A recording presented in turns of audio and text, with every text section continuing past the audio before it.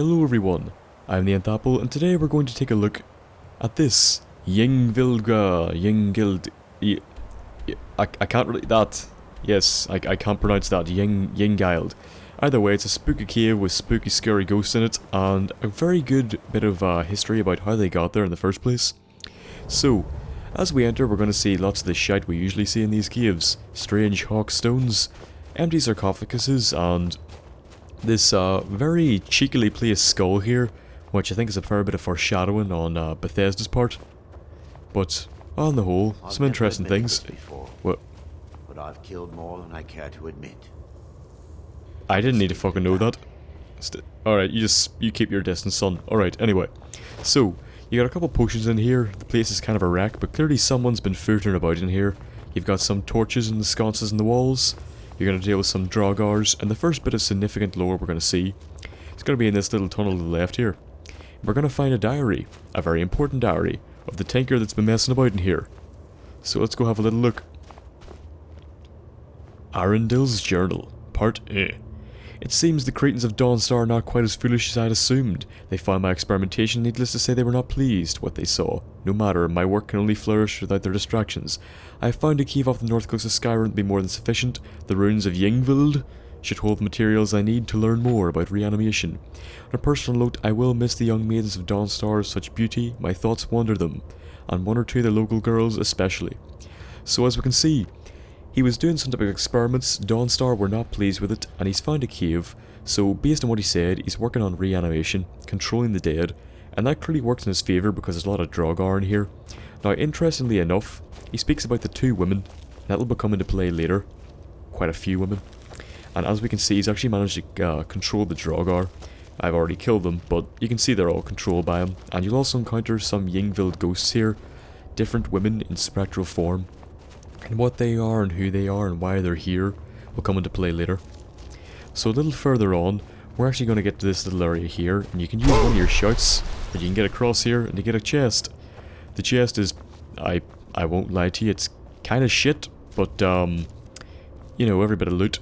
So if you drop down here, hopefully in a better way than I actually managed to right here, and then you broke my legs, you're going to progress down to this little area here, and there'll be another chest right there.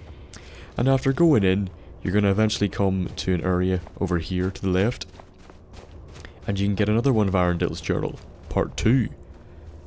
So this time we see an axe and a scroll of Rhea's zombie, sort of giving you a little foreboding of what he's really doing.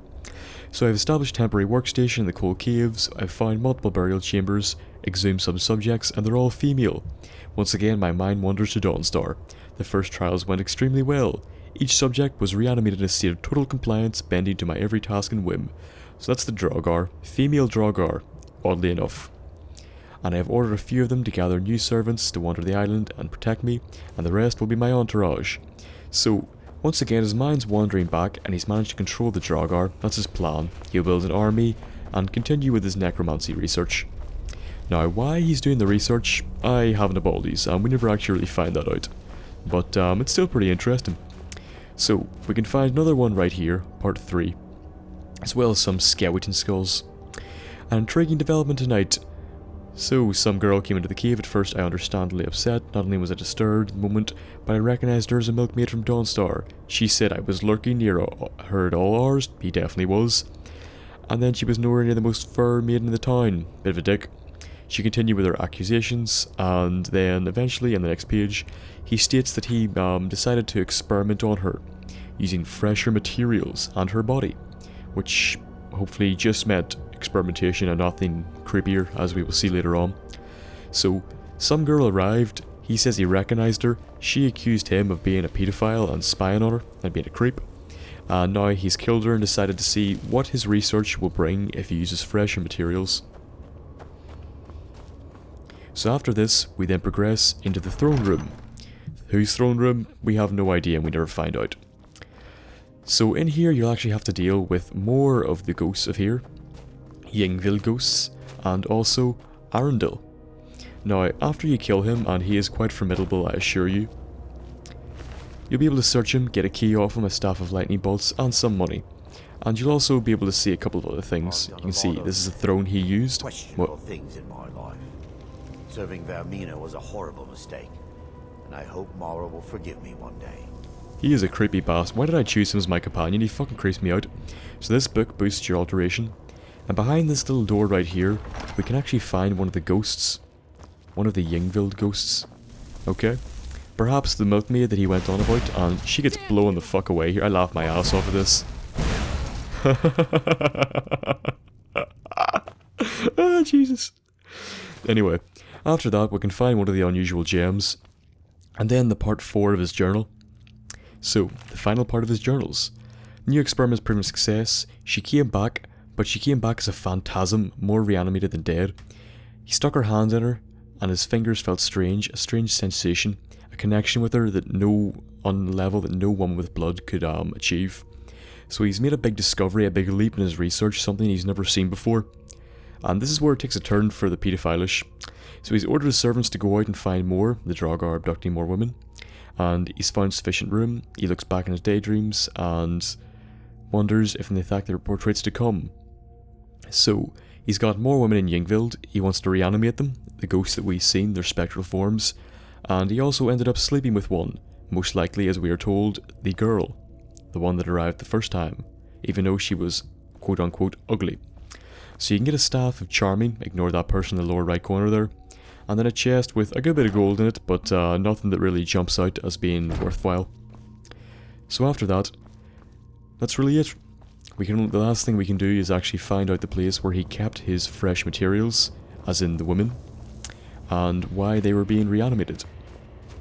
So it's in this corridor down here to the right, and you'll be using the key that you find on Arondil's body. So these are all the cadavers. Now they don't account for the maximum number that we found in Yngvild, so perhaps he disposed of some of them, which would lead us to believe that they didn't need to have their bodies in order to keep existing. Which is usually the whole thing to kill a ghost, burn and salt the bones. Bit of supernatural right there, yep.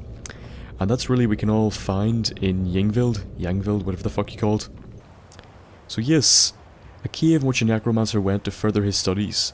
A fair maiden from Dawnstar that had caught his eye turned up, and that was the leap that he needed in his work. He reanimated her as something more than physical. He got a connection with her on more than a physical level, probably a spiritual or maybe even more crudely put, a magical level. And then he sent the Draugr out to collect more women, to bring them back and experimented on them. As I said, all the bodies in there don't account for the maximum number of ghosts that we can encounter, so it can be assumed that he disposed of some of them. Maybe that's why there was some skeletal bones there that weren't the Draugr. We just don't know. But it's a very interesting place, quite a spooky place, and one of those little tidbits that you'll miss if you don't look for it in Skyrim, but if you look for it, you will appreciate it. So I hope you did enjoy this episode. If you did, please like, favourite and subscribe. If you could leave suggestions for future episodes of this, and for Fallout lore, I would very greatly much appreciate it. Sharing this video, liking this video and commenting on it are the best things you can do to help my channel grow, and I appreciate if you do so. Any suggestions for any other type of content you would like to see me do, I would also appreciate. And, as always, I hope I will see you in the next video. And, goodbye. This is the end of the episode. You reached it. Here, have a metaphysical high five. Well, I hope you enjoyed it. If you did, please leave some feedback in the comments section below. If you have any suggestions for future content, I would love to hear them. Or just to hear you talking to me in general, because it's pretty good crack. If you want to talk to me on a more regular and or personal and or quicker level, follow me on Twitter at thenthapple. If you want to get regular updates to my content, subscribe. If you enjoyed the video, why not give it a like? And if you want to let other people see it and help me grow, I always appreciate shares, because sharing is caring. And as always, I hope I will see you in my next episode. And goodbye.